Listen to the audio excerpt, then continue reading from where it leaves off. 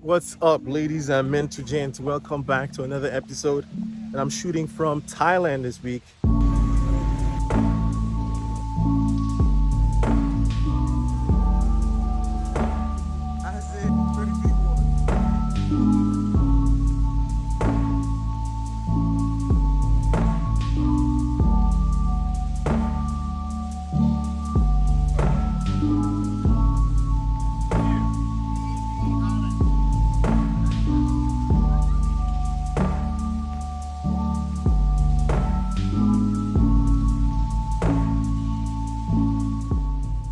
If you're new to this channel, welcome. My name is Joel. I go by The Real Joel.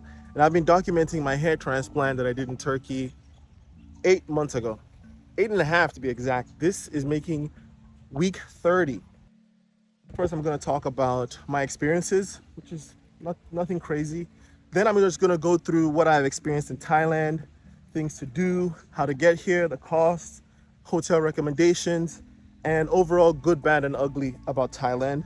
And then at the end of the video, I'll answer some questions. Never in my wildest dream would I have thought I'd been in a place like this. And there's a private beach. Well, not even private, because you can get a boat and you can go there on your own. Anyways, I'm gonna sit here and talk to you guys about my experience. Week 29 to week 30, as you can see, not much significant growth. I think where you find the most growth is month 5, 6, and 7. And a lot of people say that too as well. I've been seeing sort of the same thing. Density is filling in very slowly. I haven't been that diligent with doing the derma roller. I've been trying to do it at least once a week. I missed last week. I'm gonna miss this week too as well because I didn't take my derma roller with me. I've been doing the foam, what do they call it, like the foam thing to twist the hair, because I like that kind of hairstyle. And I like that because it makes the hair look even more fully grown or full. That's my experience for week 29 to week 30. Let's talk about Thailand. First of all, let's talk about how to get here. Getting here is a little tricky. It's one of the only things that is it has a high barrier to entry. And I say that because we're coming from New York, the cost, airline cost is a little high. I paid $2,000, which is on the low end, and we're sort of in like off season, July.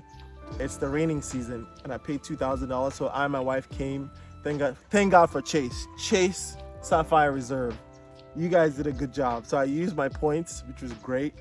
And the customer service for Chase, I mean, I should do a separate video on that. It's like you have a travel agency. So they got the tickets for me, did everything for me, and it was amazing.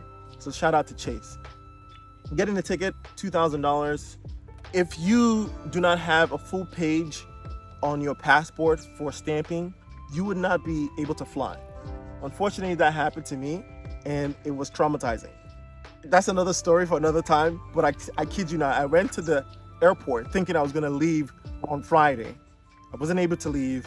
I had to scramble to get a new passport, even though my passport was not expired. Comment below if you want me to tell you the full story. It is wild. So that's one thing you guys have to know. Getting here, the cost, and then you have to have a full stamp, a full page on your passport. So let's talk about things to do in Phuket. And again, I'm gonna just hit you with bullet points, things that I've experienced thus far. Top of the list there is the Koh Phi Phi Island tour. There are two main tours that you do when you come here. People sell those to you. It's Koh Phi Phi and James Bond Island. I didn't do James Bond Island. That's the one that you see on most of the postcards for Thailand. When you search Phuket, Thailand, that like beach with this kind of like standing island, that's the tour.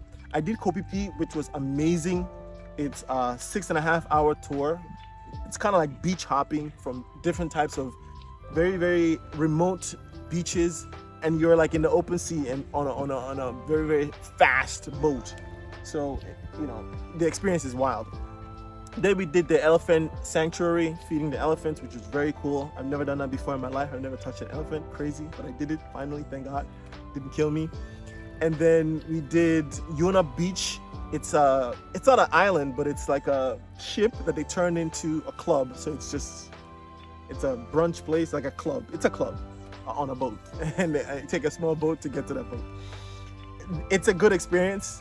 Everything here is very affordable. I kid you not. The exchange rate is in our favor, so that's a good thing. It took us 4 people to spend $400. We couldn't even spend up to $400. It was just too much. So we had a tab of $400. We kept ordering drinks, ordering food, and it just couldn't finish. We just left without finishing the money that was on the tab. The currency here they use is THB. I don't know how to pronounce it, but it's THB. So go check it out. I think it's like $1 equals 4 or 5 thereabout. We did.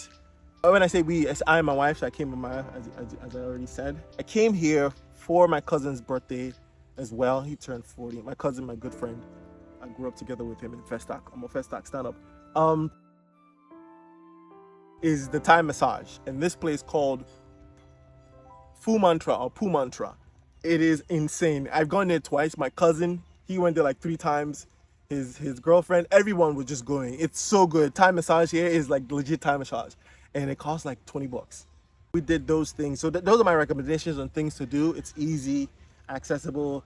There's the equivalent of Uber here, so you can download it. It's called Grab. And then you can also get an eSIM, so you can have Wi-Fi access if you don't have a carrier that works locally here. I use T-Mobile, so they have service here, but not that strong. So I had to get another eSIM, and I use Areola. I think that's what it's called. I'll put a link in the description below. Hotel recommendations. Obviously, it's just the ones that we stayed in, and I think those were good. I think I'm a good hotel selector, and the first hotel we stayed in was called the Mangrove. The Mangrove is located in the south of Phuket, southeast of Phuket. $50 a night. We've been here 7 nights. So our total hotel budget was less than $1,000, believe it or not. So $50 a night will get you breakfast included, paddle boat, kayak, massage for free when you book the hotel. So the Mangrove by Blue Monkey, that was the first hotel we stayed in. And then the second one we stayed in, which is this one, which is amazing, is called Island Escape. And this one is by far the best place I've been in the entire world, the best hotel I've been to in the entire world, because it's on its own island. So we're not in Phuket mainland. I think that's Phuket mainland. We're in a separate island, and the hotel, I don't know who owns that island, but the hotel can take you there, and no one lives there. And the beaches, look, it's spectacular. And then those are the other smaller islands that you can see. You can also take a paddle boat to that island too as well. My wife just did that.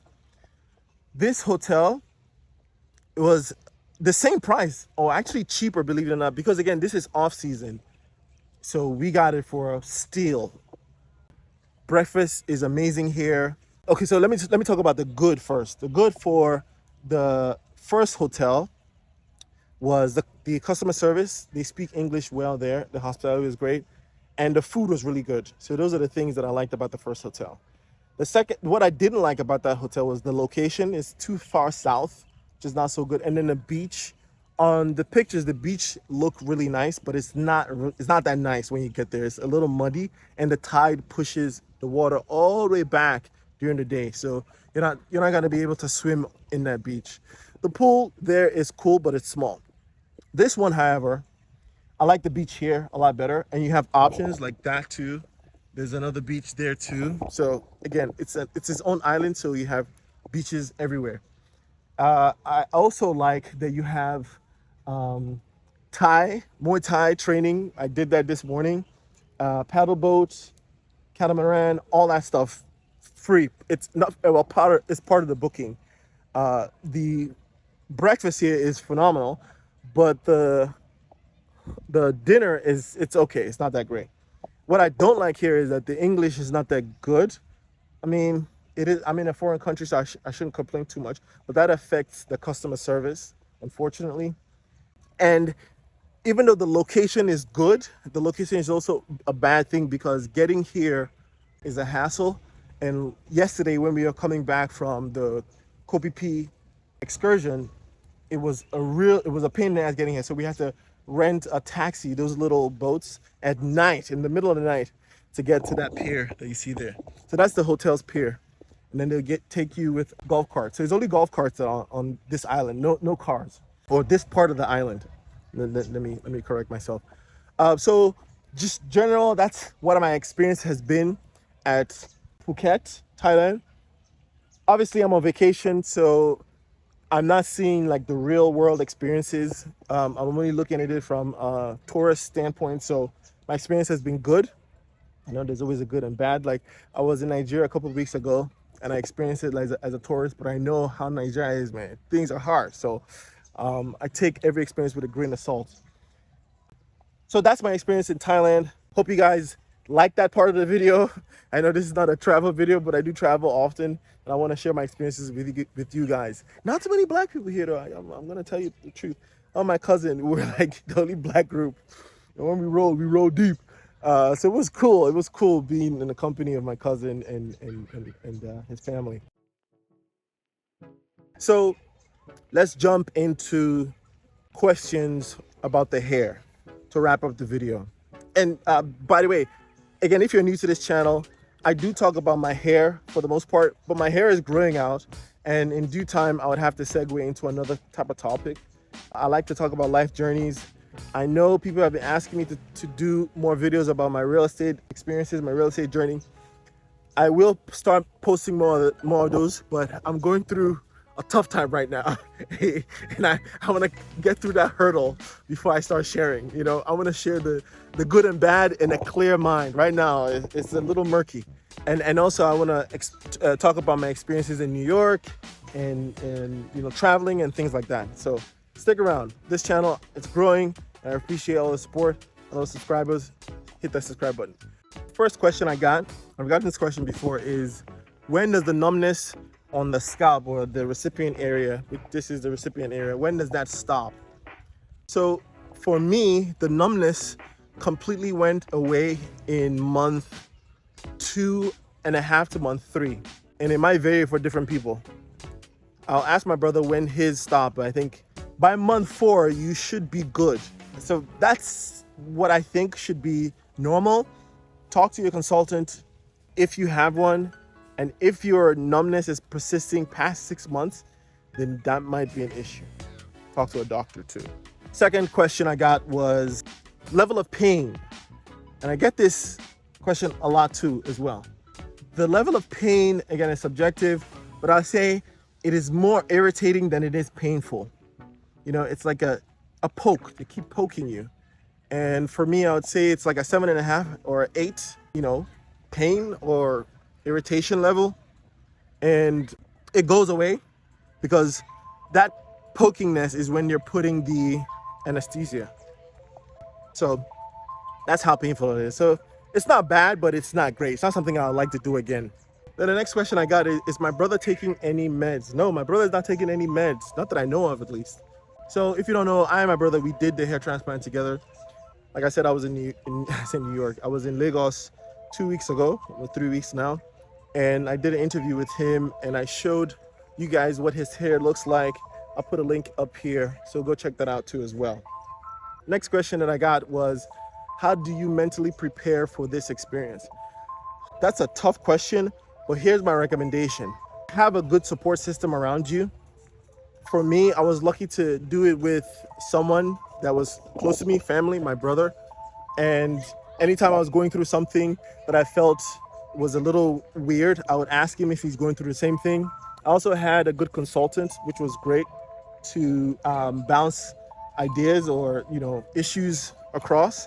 And also go out and research and research and research and research again, so you know that you're confident in what you've learned.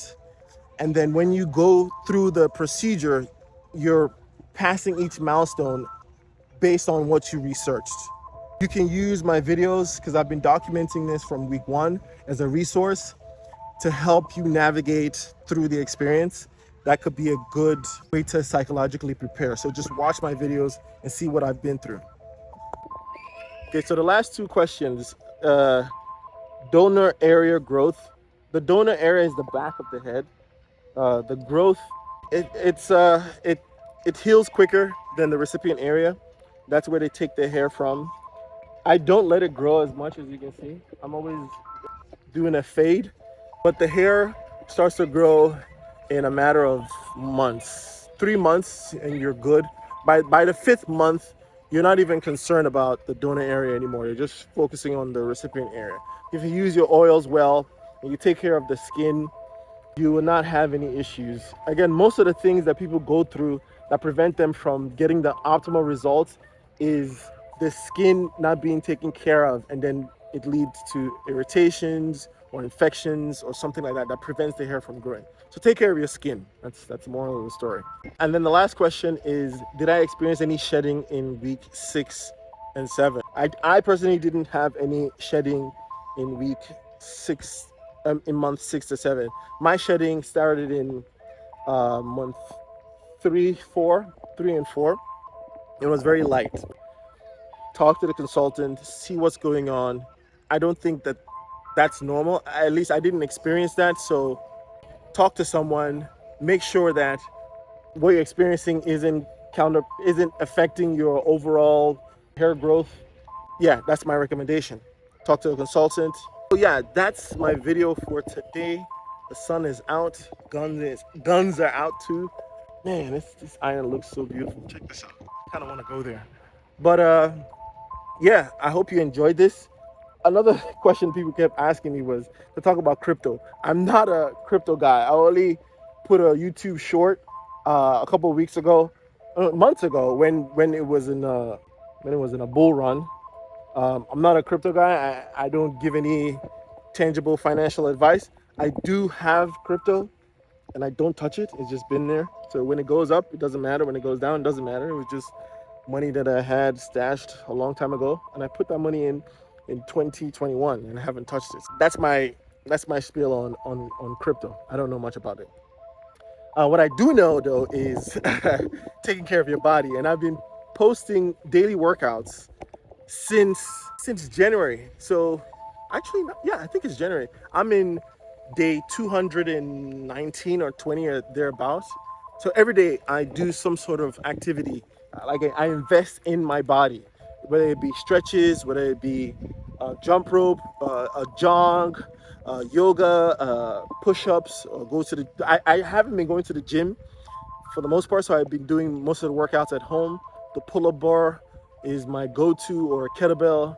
So I've just been doing that to maintain my physical health, and it's helped me improve my mental health as well.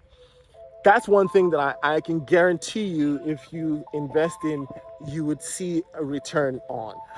Not crypto. I'm not saying crypto is not good, but I'd say if there's anything that I would preach, it would be investing in your health and wellness. So go check out my YouTube shorts. Follow along on my fitness journey, daily fitness tips. Today I actually did Muay Thai over here, which was awesome.